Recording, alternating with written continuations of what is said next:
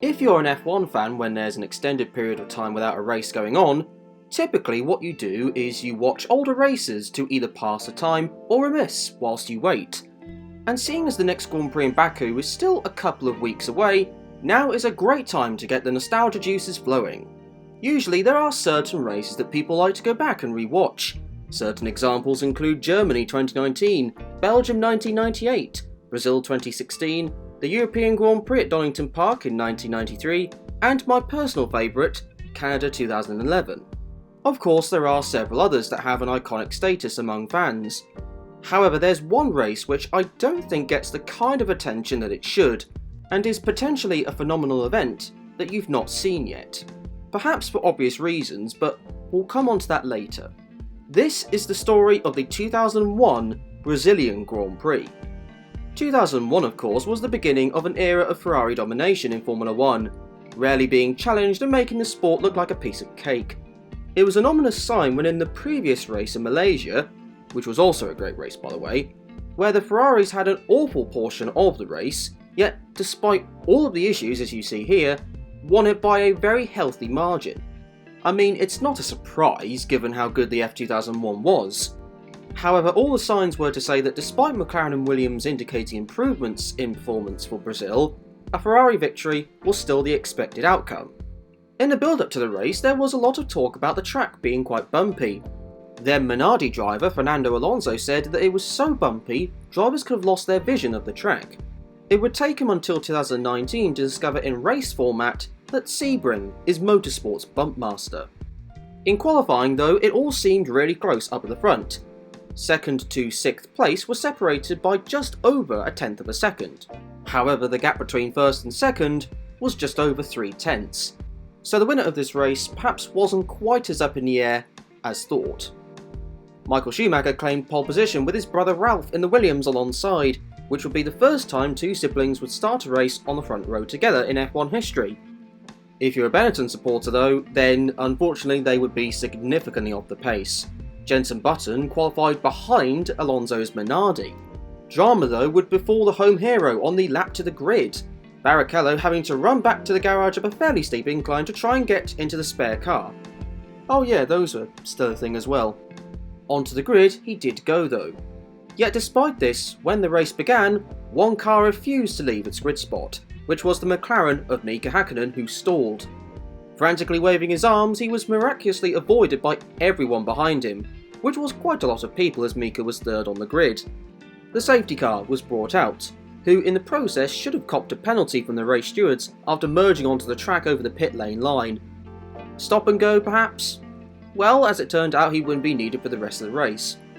Hakkinen was the only car to retire on the first lap. Sure, this graphic says otherwise, but that's technology for you. This rather set the tone for the rest of the race as it turned out.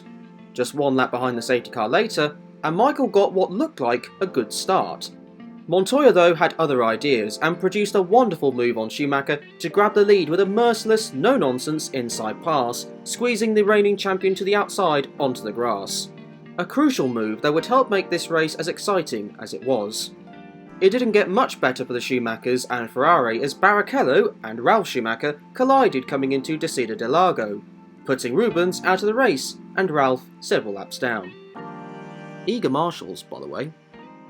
Meanwhile, very quickly Michael caught back up to Montoya.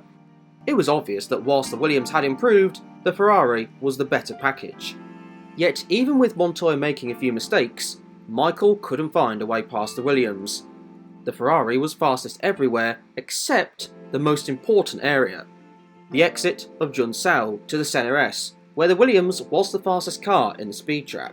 The advantage of Ferrari's good handling was practically eradicated by how it was almost impossible to pass on the technical part of the track. David Coulthard was also keeping the two ahead of him honest in the McLaren throughout, never really challenging, but was always there.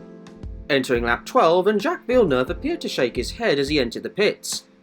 He hadn't had a great weekend up to that point, albeit I wonder if that was foreshadowing for the pit stop he was about to have. A roughly 12-second stop compounded his Brazilian Grand Prix weekend. Jos Verstappen and Luciano Berti would have a good battle for places outside the top 10, although all this would turn out to be in vain as Berti's Cosworth engine had had enough on lap 30. Before that occurred though, Schumacher pitted in a move that nowadays would be seen as an undercut style move. However, this was back when fuel, and its subsequent weight impact, would play a factor in the race. Especially with a slow stop and having to navigate the Jordan, it was not as advantageous as the Ferrari strategists would have hoped. Montoya and Coulthard though didn't stop and kept on pounding out the laps. Montoya's race though wouldn't last beyond lap 38 after he was dramatically taken out of the lead by the arrows of Jos Verstappen. An opportunity to win an F1 race in just his third start was over. Therefore Coulthard inherited the lead, but would he keep the lead once he pitted? Amazingly, he did. Now Michael was trying to pass a new car for the lead. However, what an opportunity it was for Coulthard, now that all the pit stops had in theory cycled out, for him to get the first non-Michael Schumacher victory in Formula 1 in 7 consecutive races. Until the rain arrived at Interlagos. A lot of it as well. So just a couple of laps after teams put the dry tyres on, they were back into either fit wets or intermediates. Ferrari decided to pit Michael, but Coulthard stayed out for McLaren. It would turn out to be the wrong decision. Despite a fabulous pit stop by the team, David's lap of slipping and sliding cost him dearly, and Schumacher came out ahead comfortably. So what had been such an exciting race to this point, and had around 25 laps to go, was going to more than likely finish with the expected conclusion. Those thoughts though were immediately quashed when literally one corner later, Michael put a wheel on the white line and had a spin. He was pointing the right direction and kept the engine running, but the gap to Coulthard had been instantly wiped out. Michael was known for being a genius in wet weather, yet despite the car under normal conditions being much faster than the McLaren, Michael was struggling to get comfortable with the conditions. On lap 49, Coulthard made his move and pounced on the Ferrari, creating yet another wonderful pass into the CNRS for the second time in this race. It was Hakkinen Schumacher in Belgium of 2000 all over again. The Minardi of Tasso Marquez was the meat in the sandwich this time, and the person who perhaps felt the most embarrassed of the three of them in that situation. Not that he could do much anyway. The conditions were proving to be very tricky, with the Prost of Gaston Mazzucano having a spin, then Schumacher going off once again, this time at Laragna. As he rejoined the track, his old Ferrari teammate Eddie Irvine also had a spin on the exit of the same corner, in the Jaguar. He then spun again later on, this time retiring from the race. Mazzucano then also retired from the race with a clutch issue. Kimi Räikkönen also spun out of the race in his Sauber. At this point they were dropping like flies. Then Ralf Schumacher retired from the race, at the same corner, in the same outcome. Also, I'm glad that the days of these things happening are somewhat over. The sun then poked back through the clouds with a clear dry line starting to emerge. However, with there being less than 10 laps to go, dry tyres were a huge risk. The Jordan of Heinz-Harald Frentzen though wouldn't get to the checkered flag, as a problem with the electronics ended his and the team's hopes of collecting valuable points, and a top 5 finish. Whilst for Coulthard, a victory that perhaps even he didn't expect awaited him.